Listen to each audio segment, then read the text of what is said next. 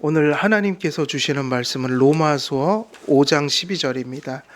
로마서 5장 12절입니다.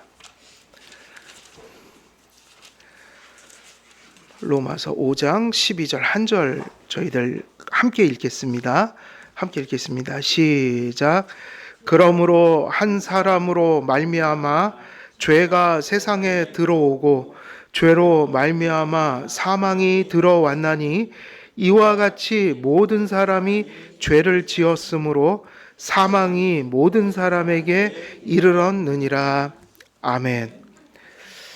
이제 저희들 또 기독교 강요로 넘어가서 기독교 강요 우리 지난 시간에 4페이지까지 했죠. 4페이지 중간 4페이지 첫 번째, 두 번째, 세 번째 문단 중간 정도 했던 것 같은데 맞죠? 3? 거의 끝났습니까? 그래서 우리 지난 시간에 이야기했던 거는 그냥 그것 때문에 그 말씀을 드린 거예요. 우리가 기독교 강요를 이해하는데 이 원죄론이라는 것은 이제 이렇게 세월이 흐르면서 교회 역사 속에서 이렇게 조금씩 더 이렇게 분명하게 교리적 체계를 이렇게 더 분명하게 가져오게 됐다. 그래서 이 중요한 건 이거예요. 어찌됐든 중요한 것은 펠라기우스 같은 이단들이 등장함으로 교회가 문제가 없다가 펠라기우스 같은 이단이 등장하니까 그거에 대해서 성경적으로 이제 얘기를 해야 되니까 그때부터 성경의 원죄론을 이렇게 체계화하기 시작하는 거죠. 근데 이제 어거스틴 때도 이 원죄론이 정리됐고 그 다음에 칼빈 그리고 이제 웨스트민스터쯤 되면 이제 종교개혁이 끝나는 시기가 17세기예요. 그러니까 더 새로운 교리가 없어요. 그때 정리가 다 끝나버려서 우리가 보통 웨스트민스터 신앙고백서 하면 개혁주의가 그 초기 종교개혁이 시작돼서 마르틴 루터로부터 해서 이제 거의 이제 끝나고 체계를 갖게 된 게 이제 루터. 그래서 17세기 요 문서가 대표적인 게 뭐인 거죠? 요게 우리가 이제 정리했다다. 요게 웨스트민스터 신앙의 표준 문서들이에요. 소요리, 대요리, 신앙고백서, 무슨 예배모범 이런 게 다 갖추어진 거죠, 이제. 그래서 이제 칼빈을 그러한 맥락 속에서 볼 때 이제 중요한 건 그거예요. 원죄를 안다는 거예요. 이게 중요하다는 거예요. 펠라기우스처럼 원죄가 없다고 하는 그 나쁜 사상. 근데 원죄가 있다. 요게 중요한 겁니다. 그것을 이제 칼빈은 이 정도의 이제 해석을 해놨고 중요한 걸 다 봤어요, 사실은. 그런데 이제 17세기 들어가면 언약 신학이 이제 또 정리가 되니까 이 로마서 5장 12절 같은 부분들을 더 잘 일관되게 언약 신학에 근거해서, 그러니까 언약이라는 건 성경 전체의 흐름이라고요. 더 성경적인 해석이 된 거예요. 그러니까. 그래서 이제 우리가 지난번에 얘기했듯이 죄책이 전가되고 그 다음에 오염이 형벌로서 주어져서 결국 그러나 칼빈은 오염 먼저 얘기했지만 내용은 똑같이 뭐를 얘기하냐면 뭐가 물려졌다는 거예요. 아담 안에서 모든 살아있는 사람은 죄책이 전가되고 형벌이 전이됐다. 요거는 공통점이라 이게 정통이라는 거야. 이걸 벗어나면 죄론에 있어서 인간론에 있어서 이단인 거야. 원죄를 부정하면요. 근데 모든 그 이단들이 또 거의 동일해요. 원죄를 거의 부정한다고요. 원죄를 이상하게 해석한다고요. 그래서 우리가 거기까지 이제 개념은 얘기를 했으니까 그러면 이제 3번으로 넘어가면 제2권 1장 7절에서 9절까지 아담 안에서 물려진 오염으로부터 사망의 죄책이 주어졌다 하니까 요게 이제 칼빈이 오염과 뭐가 물려졌다는 얘기를 한 거예요. 죄책이. 근데 이제 언약 신학을 강조하면서 후대로 가면은 이제 뭐가 먼저 얘기를 하냐면 죄책 먼저 얘기하긴 하지만 뭐 다를 바가 없어요. 같이 봐야 돼요, 그냥. 그래서 칼빈은 아담의 오염이 후손들의 영혼에 전해지는 방식을 요것을 본 게 중요하죠. 단지 뭐가 아니라고 해서 거기 아버지의 영혼에 뭐라고 그랬죠? 유출이라는데 이거 유전으로 바꾸세요. 제가 실수를 했네요. 유출설이 아니라 유전이에요. 유전. 칼빈은 영혼 유전설을 부정하고, 그래서 지난번에 이런 생각이 어거스틴에게는 왔다 갔다 한다고 그랬죠. 어거스틴이 또 이걸 먼저 정리하다 보니 이때까지 생각이 또 뒤에 것처럼 그렇게 완전히 정돈된 건 아니에요. 또 그 시대에 한계가 있는 거니까 어거스틴은 왔다 갔다 했는데, 영혼 유전설이 뭐냐면 인간이 엄마 아버지 속에서 이렇게 잉태할 때 육체적인 것과 함께 거기서 그 부모의 죄성이 이렇게 옮겨진다. 그러면 이제 이게 유전설인데, 성경은 아버지 이렇게 가지 않는단 말이에요. 그 매개체긴 하지만, 물론 어머니 아버지가 날 낳을 때 아담으로부터 그래야지 내가 내려오는 거니까 매체이긴 하나, 중요한 건 뭐죠? 어디로 가서 원죄를 논하는 거예요? 우리는 누구에게서부터 원죄를 받은 거예요? 아담이죠. 이게 중요해요. 아담, 이게서 언약 신학이 여기서 동원이 되는 거라고요. 아담은 행위 언약이 뭐였죠? 대표. 모든 사람들은 법적으로 누구에게 묶여 있어요? 언약적으로? 아담에게. 그래서 어찌됐든 칼빈도 지금 보면 누구에게로 가냐면 우리 아빠가 아니라 아담에게로 간다고요. 최초의 조상으로에게로 가요. 그래서 우리는 영혼 창조설을 주장한다. 이 얘기는 뭐냐면 영혼은 부모에게 물려지는 게 아니에요. 그러니까 영혼은 어머니의 난자나 아버지의 정자 속에 있는 것이 아니라 하나님께서 어떻게 하시는 거죠? 창조하시는 거. 이게 개혁주의적인 입장이에요. 영혼 창조설. 그래서 이 육신은 하나님이 어떤 방법으로 만드시죠? 엄마와 아버지의 관계를 통해서 아이가 이제 잉태된다. 근데 그 시기를 알 수는 없으나 인간이 시작되는 어떤 순간에 하나님은 분명히 그의 영혼을 창조하여 결합시키시는 거예요. 그래서 사람이 존재하는 겁니다. 칼빈은 부모에게서 직접 자녀에게 전달되는 방식의 유전설을 가르치지 않았습니다. 칼빈은 원죄의 근거를 그래서 무슨 언약의 머리로서, 행위 언약의 머리로서 아담의 언약적 지위에 놓았다. 근데 아직 칼빈 때는요, 그의 주석을, 창세기 주석을 보면, 저는 창세기 준비하느냐고 칼빈 주석은 다 읽었어요. 칼빈의 주석을. 근데 칼빈은 행위 언약이라는 용어는 쓰진 않아요. 그러나 창세기 1장, 2장, 3장을 보면 그 3장 그 과정 속에는 행위 언약에 뭐가 담겨 있냐면 행위 언약의 내용이 담겨 있다고요. 아담과 처음 그 선악과 사건을 언약이라고 부른단 말이에요. 그러면 그거는 순종을 통하여 통과할 수 있었던 거다. 뭐 이런 얘기는 다 나와요. 근데 뭐만 안 나와요? 용어가 아직 만들어지질 않은 거예요. 행위 언약은 17세기를 거치면서 그 개념을 설명하려고 또 신학자들이 정리를 했죠. 그러니까 용어가 없다고 개념이 없는 것은 아니다. 만일 용어가 없어서 개념을 얘기할 수 없다면 그 대표적인 게 삼위일체라고요. 트리니티라는 말이 성경에 단 한 번이라도 나올까요? 한 번도 안 나와요. 삼위일체란 말은 신학자들이 그 개념을 설명하려고 만든 건데 너무너무 잘 만들어서 다른 용어로 교체가 안 되고 있어요. 지금 수많은 세월이 흘렀지만 그것이 너무 잘 설명하고 있고 이단으로 갈 때마다 용어가 바뀌어요. 그 용어를 버리는 곳에 이단이 발생해요. 그러니까 행위 언약이라는 것도 삼위일체처럼 뭐가 있는 거죠? 성경 안에 의미와 개념이 나와 있다. 그래서 창세기 보면 칼빈이 행위 언약적인 진술을 다 해놨어요, 사실은. 예. 그래서 그러므로 칼빈은 여호와가 인성에 부여되기를 원하셨던 선물들을 누구에게 맡기셨다는 표현을 쓰고 있는 거예요. 아담에게 맡겼다. 유전이면은 그냥 아버지에게 받고 이럴 텐데 그게 아니라 아담 안에 있는 인간성의 본성은 그게 타락하면 누구도 타락하냐면 뒤에 태어나는 모든 사람들이 같이 타락하도록 묶어놨다. 그 묶어놓은 게 뭐죠? 언약이라고요. 언약의 대표로 세웠다. 아담의 지위는 특별했다는 거예요. 그래서 성경에도 아담이라는 얘기를 할 때 몇 분이 나오죠? 딱 두 사람이 나와요. 성경에서. 세 번째 아담이 있어요, 없어요? 없다고요. 이거 되게 중요한 개념이에요. 항상 성경 자체가 첫째 아담하고 그다음에 무슨 아담을 얘기해? 둘째 아담. 이 역사 속에는 첫 아담, 둘째 아담 빼고는 아담이 없어요. 그 얘기는 무슨 얘기냐면 그런 지위를 가진 존재가 세상에 없다는 얘기예요. 그래서 아담이 잃어버린 천품은 자신뿐만 아니라 모든 인류를 위해서 주어진 것이었습니다.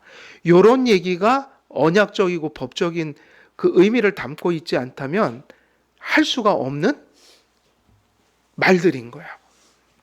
그러므로 원죄의 근원은 부모가 아니라 어디로 거슬러 올라갑니까?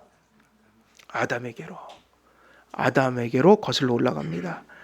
칼빈은 이런 이치를 설명하기 위해 비유를 듭니다. 썩은 둥치들은 썩은 뿌리 하나에서 비롯되는 법이다. 둥치가 뭐죠? 둥치.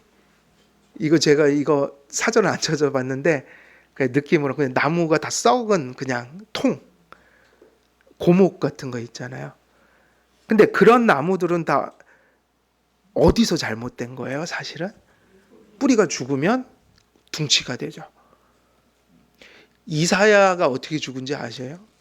전설에 따르면, 유대인들의 전설에 따르면 이런 썩은 속이 빈 나무, 큰 나무가 많잖아요. 큰 거. 거기다가 이사야를 넣어서 톱으로 잘라 죽였어요. 그래서 왜 그 얘기 많이 듣지 않으셨어요? 이사야는 험하게 순교당했다고요. 험하게 죽었어요. 이사야는 대선지자, 정말 방대한 분량이면서 선지자 하면 또 이사야 많이 떠오르고, 근데 이사야는 사실은 그렇게 죽었어요. 그렇게 죽었대요. 그게 둥칠 거야 아마. 썩은 나무, 속이 빈 고목 같은 거에다가 사람 넣어서, 저희도 왜 큰 나무 죽은 거 보면은 그 동굴 좀 들어가서 놀고 그런 데 있잖아요. 그런 거예요. 근데 그 둥치들은 어디 하나에서 비롯된 법이냐? 뿌리에서 그렇게 된 거다.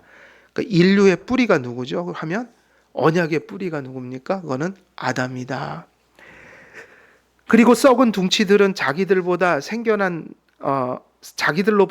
가지들에게 그 썩음을 어떻게 하죠? 전달하는 법이다. 근원은 아담이라는 거예요. 매개체는 당연히 생명이 부모님들한테 받으니 우리는 일종의 그냥 가지들이죠. 예. 중요한 건 아담이 무엇의 대표자라는 개념이 중요합니까? 언약의 대표자. 행위 언약의 대표자. 그래서 로마서 5장 12절에서 21절을 보면 그 얘기가 계속 반복되는 거예요. 한 사람 때문에 모두가 죽었다. 이건 너무 명백한 성경의 가르침인 거예요. 원죄는 부정할 수가 없어요. 그 근원의 썩음이 가지라는 통로를 통해 옮겨질 뿐입니다. 부모의 역할은 그런 의미로 이야기될 수 있습니다. 칼빈은 가지의 역할을 부정하지 않지만 원죄의 근원은 아담에게로 직접 올라갑니다. 근데 그 믿는 자녀로 태어나는 복이 뭐냐면 그 가지가 그 상태로 두면 원죄를 피해갈 수가 없지만 우리가 예수님을 믿음으로 우리 자녀들이 믿음의 혜택을 받을 수 있게 되는 거죠. 이게 중요하다는 거예요. 그래서 유아 세례가 그렇게 교회에선 중요한 거예요. 유아 세례. 믿는 부모의 자녀들을 향해 하나님께서 약속을 두고 계신다. 이 믿음 때문에 유아 세례를 주는 거라고요. 그런데 유아 세례를 받고 정상적으로는 다 그 믿음을 드러내야 되지만 그래서 그 믿음이 진짜인지를 확인하는 게 무슨 의식이에요? 입교. 아까도 밖에서 잠시 쉬고 있는데 목사님이 연락 왔더라고요. 자기 조카가 어디 가서 예배 드리는데 애기들한테 포도주를 먹이고 빵을 먹인다. 성찬을.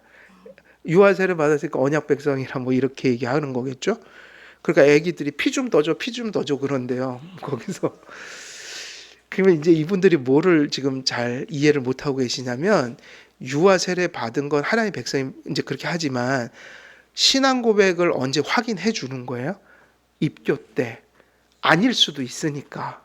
대부분은 그렇지만 아닐 수도 있으니까 확인을 하고 해야 되는데 그래서 입교 의식을 두는 건데, 혹시 장로교라면 장로교면서 유아세례 의미도 모르고 지금 그 성찬을 왜 안 주는지 의미를 모르고 있는 거야.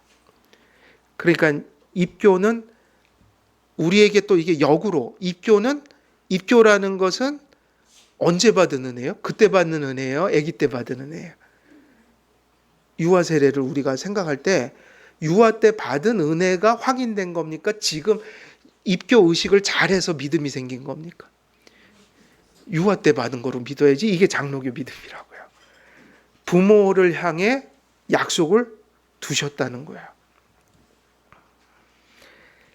전염은 그 원인이 육체나 영혼의 실체에 있지 않고, 이런 얘기가 바로 칼빈이 지금 유전설을 따르지 않는다는 거예요. 전염은 그 원인이 어디에 있지 않다는 거예요? 육체나 영혼의 실체에 있지 않고, 하나님이 처음 누구에게? 사람에게 부여하신 그 선물들을 그 사람이 자기 자신과 자기 후손들을 모두를 위하여 지니자마자 그걸 어떻게 했기 때문에 상실하여서 그 후손들도 그 선물을 어떻게 하게 된 거예요? 상실하게 되었다. 이게 누구로부터 정해졌다고 했어요? 이게 언약이었단 말이에요. 행위 언약. 그러니까 칼빈은 이게 뭐 웨스트민스터하고 어떻게 이렇게 설명하는 방식이 좀 다르긴 해도 어찌됐든 중요한 건 뭘 인정하고 있는 거예요? 이 모든 원죄가 어디서 오냐면 첫 조상의 언약적 지위로부터 온다. 대표성으로부터 온다. 그 유전이 아니다. 그것은 우리 때문에 발생한 것도 아니에요. 누구 때문이냐면 아담 때문이었어요. 아담 안에서 모두가 죄인이 되었다. 따라서 칼빈은 아담 안에서 부패된 사람에게 죄책이 주어진다는 사실을 강조합니다.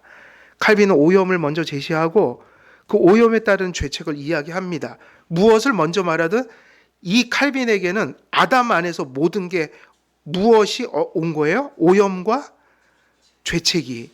이건 동일한 거예요. 우리하고 아무것도 다를 게 없어요. 결과는 똑같아요. 그래서 원죄는, 칼빈이 이렇게 얘기했죠. 원죄는 우리 본성이 지닌 물려받은 사악함과 오염으로써, 그러니까 아담 이후의 모든 사람의 죄의 시작은 깨끗하다가 그들이 뭐 이렇게 더러워진 게 아니라 애초부터 누구에게 이걸 받은 겁니까? 아담에게. 그래서 영혼의 모든 부분 속에서 퍼져 있는데, 그랬으니까 여기서 또 한 가지 우리가 이제 중요한 개념 또 하나 나와요.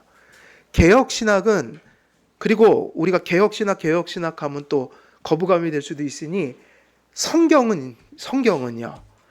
인간의 죄를 어떻게 가르치냐면 전적 부패로 가르친다. 개혁신학은 다른 게 아니에요. 성경이 그렇게 가르친다는 거예요. 전적 부패가 뭐죠? 전적 부패를 이렇게 이야기하면 말이 안 돼요. 우리에게 선한 것이 조금도 없다. 선한 것이 조금이라도 있어요, 없어요? 안 믿는 사람도 선한 거 보일 때가 있잖아요. 도덕성도 있고 있잖아요. 그래서 심지어는 도덕적인 걸 발휘해 자기를 희생하는 사람이 안 믿는 사람에게도 있죠? 있어요, 없어요? 있죠? 그러면 사람에게 선한 것이 아주 없는 것은 아닌데 구원받을 만큼 또 선한 사람은 아무도 없어요. 왜 그런가 그러면 이 얘기예요. 전적 부패라는 것은 우리 안에 어떤 선한 것도 남겨지지 않았다는 얘기가 아니라 우리의 모든 부분 속에 독소가 들어가지 않은 곳은 없다. 그러니까 이 얘기가 되죠. 선한 것도 하지만 거기까지도 뭐가 들어가 있는 거예요? 죄가. 그래서 하나님 없이 선한 일을 한다는 거는 거의 불가능해요. 왜냐하면 그 선한 일조차도 사람들은 그것 때문에 예수님을 안 믿어요. 왜냐하면 의를 삼거든요. 그게 죄죠. 하나님을 알고 선을 하더라도 바르게 해야 되는데 인간에게는 선을 행하는 순간조차도 그 선의 영역 속에도 뭐가 들어있냐면 죄가 있어서 그 선이 또 온전한 선은 아니에요. 그러니까 어디에도 어떤 부분에도 이 독소가 들어가지 않은 곳이 없다는 건 더 정확히 얘기하면 우리의 지정의, 이게 우리 인격 전부잖아요. 우리가 인격이라고 할 때 뭐죠? 지정의. 그 모든 우리의 인격 전인 속에 이 원죄의 영향력이 미치지 않는 곳은 없으므로 사람은 그 어떤 영역 속에서도 구원에 이를 만한 가치를 실천하지 못한다. 그래서 우리는 전적 부패를 얘기하니까 은혜를 받아도 그냥 은혜를 받으면 구원을 못 받아요. 전적 부패여서 죽은 거예요. 그냥 구원으로 보면 죽은 거예요. 죽은 사람. 하나님의 형상이 인격 속에 죽어 있다. 하나님을 닮은 선한 것이 완전히 죽어버렸다. 어디에서요? 정, 의 속에서 죽어버렸다. 그러니까 무슨 은혜가 필요하죠? 오직 은혜가 필요해요. 그냥 은혜가 아니라 은혜로만 구원받을 수 있어요. 그 상태가 죽어 있기 때문에. 그래서 세미펠라기아는 죄를 어떻게 본다고 그랬죠? 이렇게 보질 않고 죽은 게 아니라 어느 정도라고 보는 거예요? 병든 정도. 아픈 데도 있지만 기능하는 것도 있다. 그러니까 은혜가 전적인 은혜가 필요한 게 아니라 그냥 은혜를 주시면 내 거를 같이 섞어서 하면 돼요. 근데 펠라기우스로 가면 더 심각해져요. 펠라기우스는 아예 뭐를 거의 인정 안 하죠. 원죄를 인정 안 하니까 받을 은혜도 별로 필요하지 않고 누가 선택을 하면 되는 거예요. 자기가 착한 선택을 하면 되는 거죠. 그래서 모든 부분 속에서 퍼져 있는데 먼저는 하나님의 진노를 유발하여 우리로 그 책임, 이게 뭐죠? 책임이 죄책. 그래서 원죄라는 건 어떤 개념을 담고 있어요? 죄책 아래 놓이게 하고, 이 죄책은 원래 누구 거죠? 이 죄책이 이거예요. 너는 죄인이다. 너는 하나님의 저주를 받아야 돼. 넌 지옥 갈 인생이 하나님이 정한 거예요. 선고를 내리는 거예요. 그럼 이 사람 신분이 뭐가 되죠? 죄인이 되면 죄에 대한 책임을 짊어져야 되죠. 이게 죄책이란 말이에요. 근데 이게 원래 누구 거죠? 아담 거란 말이에요. 그래서 원죄라고 하는 거예요. 그 다음으로 성경이 육체의 일함으로 여기서는 이제 부르는 것들을 또한 우리 안에 산출한다. 다시 말하면 아담의 죄책도 받고 아담의 오염이 우리에게 들어올 때 결국 그게 내 것이 돼서 우리도 뭐를 한다는 거죠. 실제로 육체의, 갈라디아서에 있는 거로 하면 육체의 뭐를 하는 거죠. 거기 그 헬라어 있는 곡이 있잖아요. 단어가. 우리도 이제 원죄가 들어옴으로 우리가 실제로 뭐를 한다는 거죠. 육체의 일을 한다. 요게 이제 우리가 교리 다른 게 아니란 말이에요. 자범죄라고 하는 게 이걸 얘기하는 거죠. 그래서 원죄는 우리가 어떻게 할 수 있는 게 아니에요. 아담 안에서 우리는 죄인으로 태어나는데 원죄가 있으니까 이제 그 셈에서 뭐가 나와요? 나쁜 행동을 누가 하는 거죠? 그때부터는 내가. 그러니까 원죄하고 자범죄를 같이 가지고 있어야 돼요. 자범죄 개념이 없으면 나는 착한데 그냥 이것만 있다고 얘기하면 말이 안 되는 거예요. 이것에서 뭐가 나오는 거예요. 이제 밖으로. 그래서 이걸 무슨 죄라고 한다고요? 이거를 자범죄. 그러니까 이제 이게 중요한 거죠. 우리가 구원을 받으려면 회개해야 되잖아요. 믿음으로. 그 회개할 때 회개의 내용은 두 가지인 거죠. 원죄와 자범죄를 회개하는 게 기독교적인 뭐예요? 회개인 거예요. 그래서 일반 종교에는 이 원죄가 이해조차 안 돼요. 그러니까 안 된단 말이에요. 회개가. 원죄를 회개해야 되는데 원죄를 모르는데 어떻게 회개를 해요? 그래서 기독교적 회개는 종교와 달라요. 원죄와 자범죄를 다 회개합니다. 칼빈은 원죄와 관련하여 먼저는 뭐를 얘기했습니까? 오염의 전이를, 그리고 오염으로부터 발생하는 죄책의 전가를. 그러니까 죄책은 보통 법이니까 전가라는 말을 쓰고 오염은 전이라는 말을 보통 써요. 그리고 원죄로부터 나타나는 온갖 실제적인 범죄들, 요거 이제 또 우리의 중요한 교리잖아요. 무슨 죄? 자범죄. 그래서 우리는 원죄도 의식할 줄 알아야 되고 자범죄도 의식하는데, 자범죄를 어디 안에서 보는 거죠? 원죄 안에서. 이럴 때 우리가 성도가 회개한다고 하는 거야. 그래서 자범죄를 뭐라고 부르죠? actual sin. 그래서 보면 최초의 죄는 primal sin, 원죄는 original sin, 그 다음에 자범죄는 뭐예요? actual sin이에요. 특별히 자범죄는 원죄라는 셈에서 나오는 죄의 열매들입니다. 그러니까 우리 성도들은 거듭났을 때 죄책은 어떻게 됐어요? 지금 이것도 중요한 겁니다. 죄책은 있어요, 없어요? 한 번에, 단번에. 그래서 성경에서 얘기하는 once for all, 그래갖고 단번에 끝냈어요. 십자가에서. 죄책은 법적인 거기 때문에 하나님께서 당신의 피값으로 모든 걸 끝냈어요. 왜냐하면 피공로는 완전해요, 불완전해요? 그래서 우리의 모든 죄책을 다 없앴어요. 그래서 칭의가 중요한 거예요. 하나님 관계가 흔들릴 수가 없어요. 우리가 계속 부족한데 그리스도인이라고 불려요. 그런데 뭐가 남은 거죠? 원죄 중에는 오염이 남은 거예요. 근데 오염도 그냥 남은 게 아니라 불신자하고는 달라요. 뭐가 죽었다고 그랬어요? 지배력이 죽은 상태. 근데 이게 남으니 아직 죄를 짓죠. 요걸 뭐라고 하냐면 오염. 그래서 죄에 대한 칼빈의 언급 중에 우리가 주목할 부분은 그가 전적 타락을 가르치고 있다는 사실입니다. 아까 위에서 모든 부분 속에서 퍼져 있다 이랬잖아요. 오염이. 그러니까 무슨 타락이에요? 전적 타락이에요.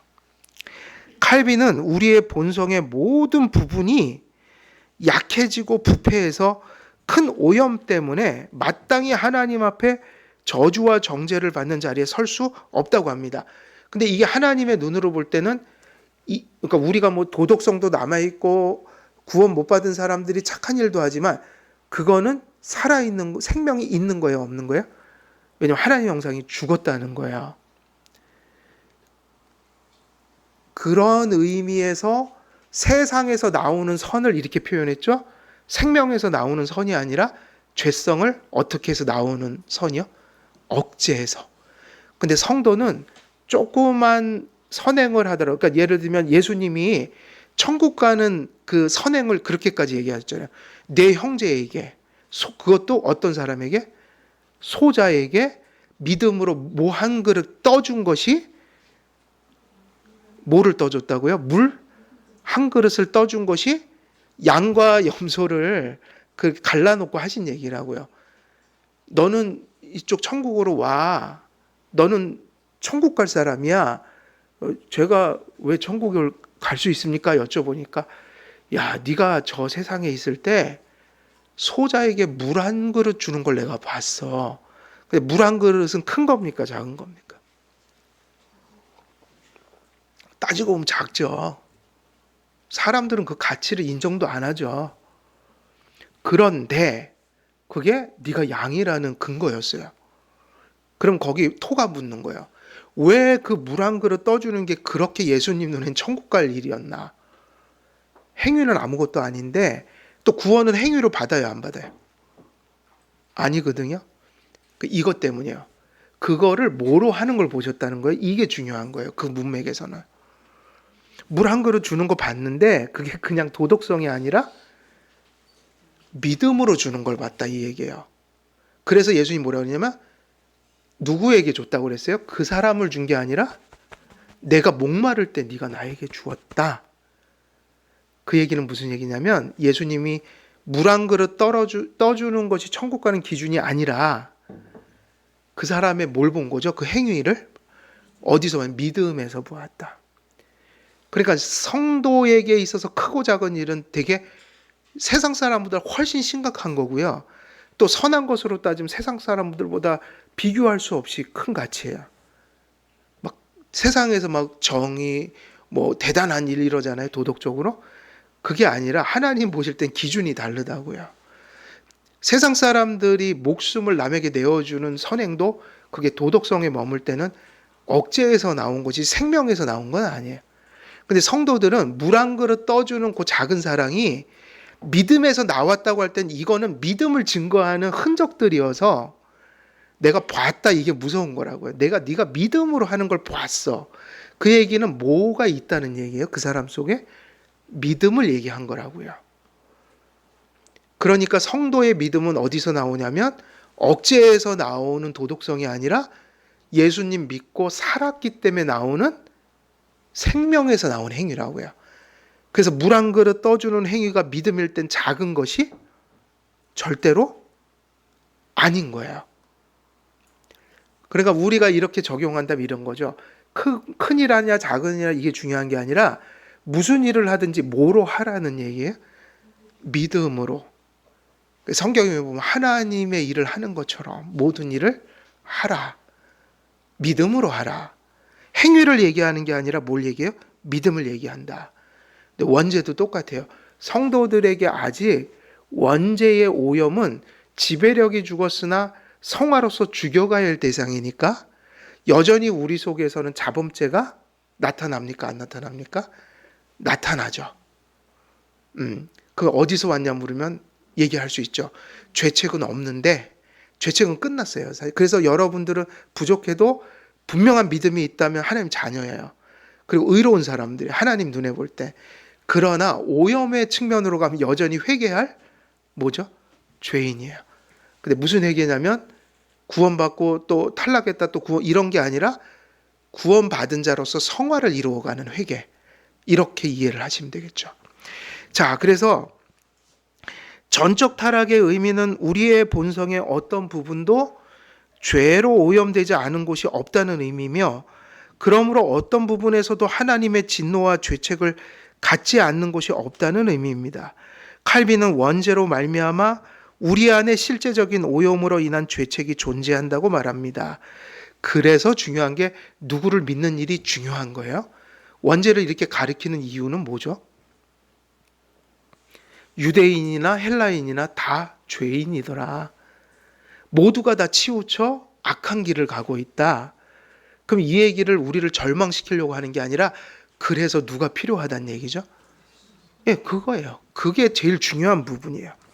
칼빈은 원죄로 말미암아 우리 안에 실제적인 오염으로 인한 죄책이 존재한다고 말합니다. 그러므로 신자의 자녀이건 불신자의 자녀이건 모두 원죄를 가지고 오염과 죄책을 가지고 태어납니다.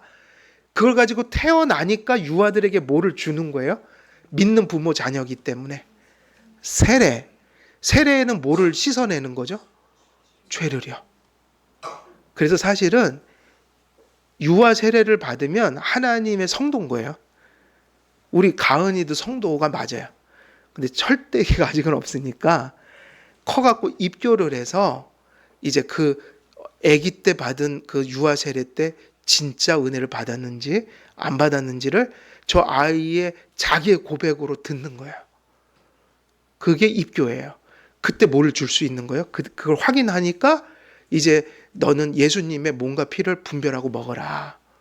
그러니까 저런 아이들한테 뜻도 모르는 아이들한테 확인도 안 됐는데 막 주면 돼요, 안 돼요? 안 되죠. 예. 신자의 자녀들이 의인으로 태어나는 것이 아니라 뭐로 태어나는 거예요? 죄인으로 태어나 부모의 신앙으로 말미암은 언약의 약속 때문에 은총을 받아 언약의 자녀가 되는 거니까 이제 우리 나엘이도 그렇게 태어났는데 유아세례 받았잖아요. 하나님의 은혜로 죄를 씻었다는 믿음을 가지고 가는 거예요, 우리가. 그리고 이제 그게 15살 되면 이제 확인하는 거죠. 죄책은 자연에서 오지만 거듭남과 성화는 어디서 올까요? 이게 중요한 얘기예요. 죄인이 되는 건 되게 쉬워요. 그냥 태어나면 죄인이에요. 그래서 뭐라고 불렀죠, 여기서? 죄책은 어디에서 온다? 거기 밑에. 죄책은 자연에서 오지만, 자연이라는 말이, 이런 말이 어렵거든요. 무슨 뜻이냐면, 그냥 태어나면 자연적으로 죄인으로 태어나. 왜냐하면 아담 안에서 모든 사람이 죄인 되었으니까. 그 의미니까 모든 사람은 자연적으로 뭐로 태어납니까? 죄인으로. 그런데 거듭나고 성화되는 것은 자연적이지 않아요. 세상에 속한 거로 거듭날 수도 없고 가만히 있는다고 거듭나지도 않고 하나님의 뭐를 받아야지 거듭납니까? 초자연적 은총이에요. 그걸 우리는 믿음이라고 하죠. 하나님 말씀 듣고 성령님이 역사해서 거듭나는 은혜를 주시고 성화되는 은혜를 주셔야 원죄가 제거된다. 그러니까 이건 자연이 아니라 뭐죠? 자연을 넘어선 은혜니까 초자연이에요. 그래서 여러분, 기적을 자꾸 이상한 데서 찾으면 안 되고 뭐가 기적일까요?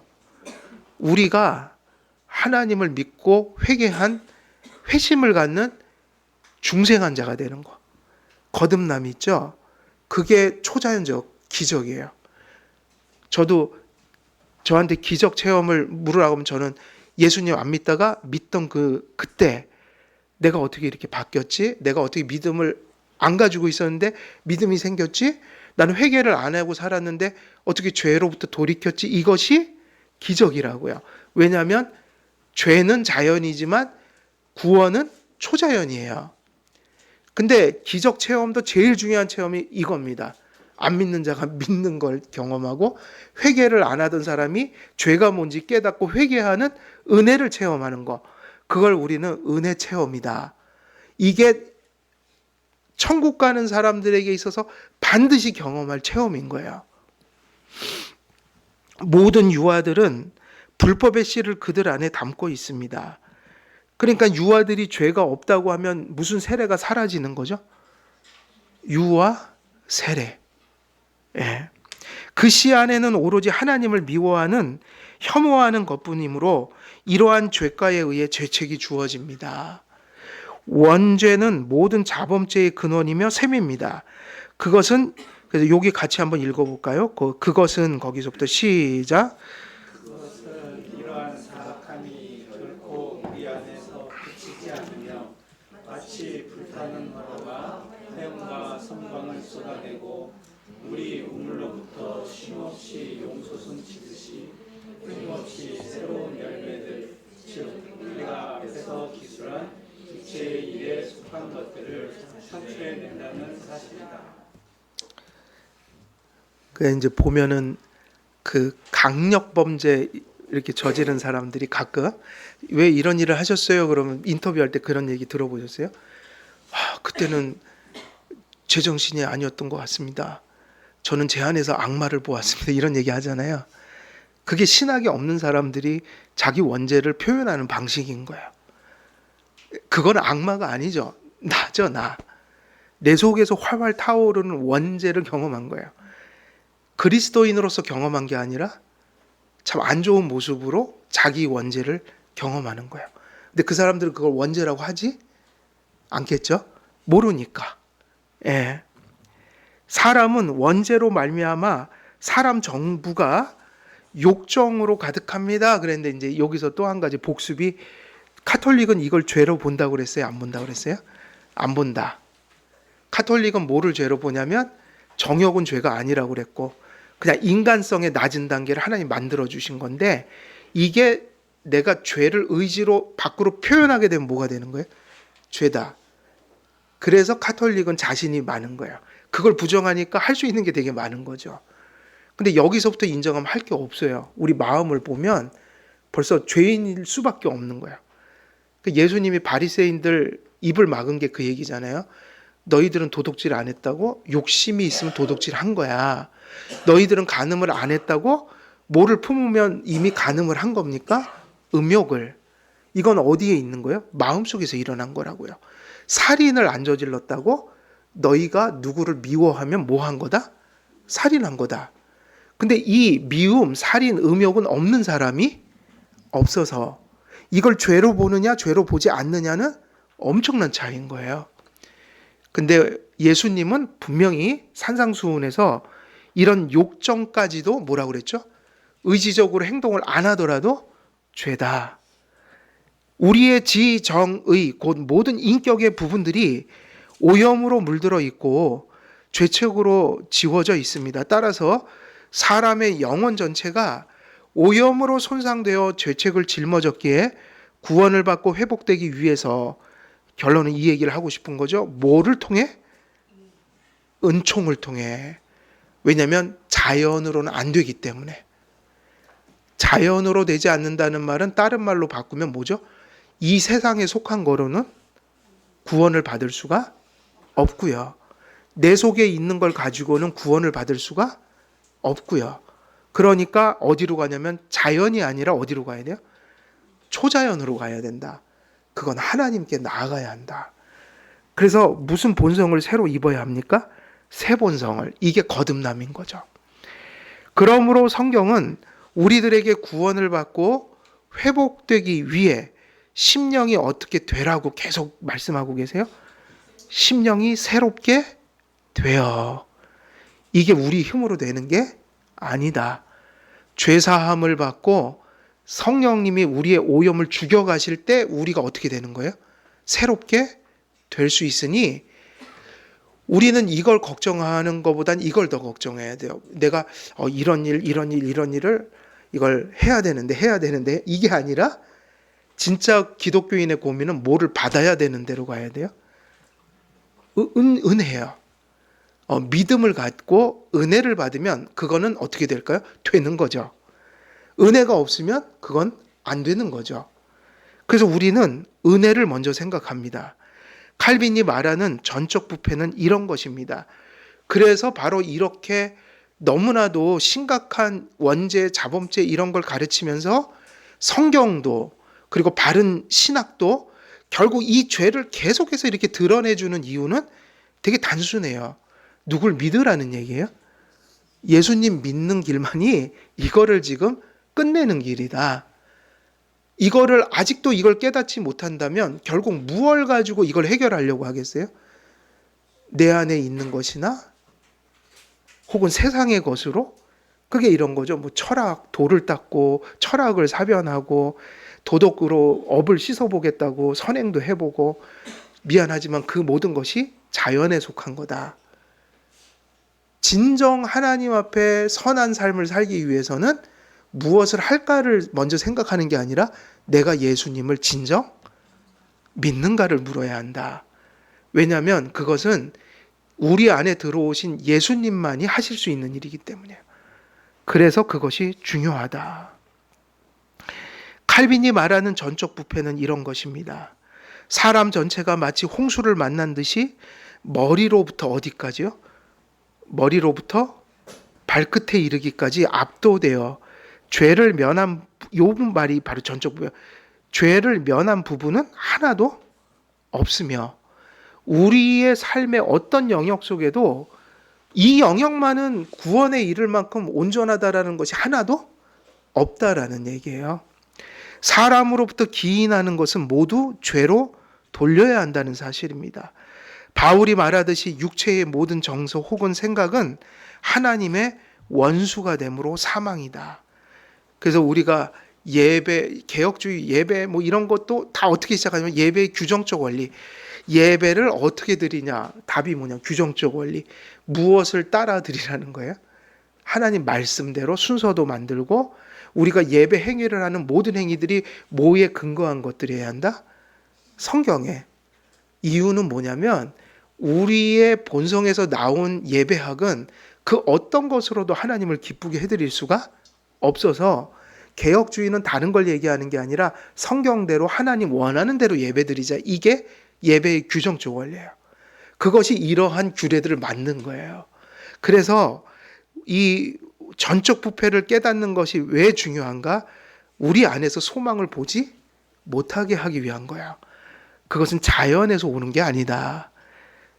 그래서 전적 부패로 말미암아 인생은 이제 결론인데 스스로를 어떻게 할 수 없다는 결론에 이르러야 합니까? 구원할 수 없어요. 오염과 죄책으로부터 우리는 스스로의 어떤 요소로 인하여 이것들을 제거할 수가 없다. 그래서 예수님께서 그의 생애와 십자가 사건을 통해서 죄책과 오염을 제거하신 거예요. 죄책은 완전히, 오염은 거듭남과 성화라는 과정을 통해서 계속 제거해 가고 계시죠.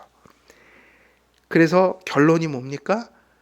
이 원죄에 대한 인식이 없이는 예수 그리스도에 대한 절실한 필요성을 깨달을 수가 없으므로 구속주 하나님을 지금 얘기를 하려는데 예수님 얘기 한마디도 안 나오고 뭐부터 얘기하냐면 죄론을 다루고 있는 것입니다. 그래서 죄론은 이런 진리를 깨닫는 것은 죄책감으로 가서 막 시달리고 이런 의미가 아니라 예수님을 붙드는 동기가 돼야 돼요. 그래서 상당한 은혜죠. 이걸 깨닫는 건 은혜다. 그래서 이런 죄를 깊이 깨달아서 하나님이 원하시는 모습은 뭐냐? 예수님을 붙드는 모습으로 우리가 바뀌어 있는 거. 이것이 바로 죄론의 가장 중요한. 그래서 신학적으로 말하면 기독론은 인간론의 대안이다. 근데 인간론이면 죄론을 인간론이라고 하는데, 인간론, 이렇게 원죄 얘기할 때 절망스러운 상황, 이거의 대안이 뭐냐고 물으면 루이스 벌코프는 기독론이다 이렇게 얘기했다고요. 죄를 깨달아야 합니다. 죄를 깨달아야 돼요. 근데 누구 안에서 깨달으면 돼요? 예수 그리스도 안에서 깨달아야 합니다. 그래야지 삽니다. 예수님 없이 죄를 깨닫는 건 저주예요. 고통이에요. 항상 죄는 예수님께로 나가라는 메시지를, 복음을 지향하고 있는 거예요. 오늘은 여기까지 하고 또 다음 주에는 이제 또 새로운, 원죄는 이제 끝났어요. 그래서 다음 주에는 또 새로운 내용 또 다루도록 하겠습니다. 원죄가 4번이 남았네요. 하나가. 예, 그럼 하나가 남았네요. 예, 제가 기도하겠습니다. 아버지 하나님, 오늘도 원죄론을 함께 나누었습니다. 죄를 분명히 깨닫는 일이 신앙에 있어서 얼마나 중요한지요.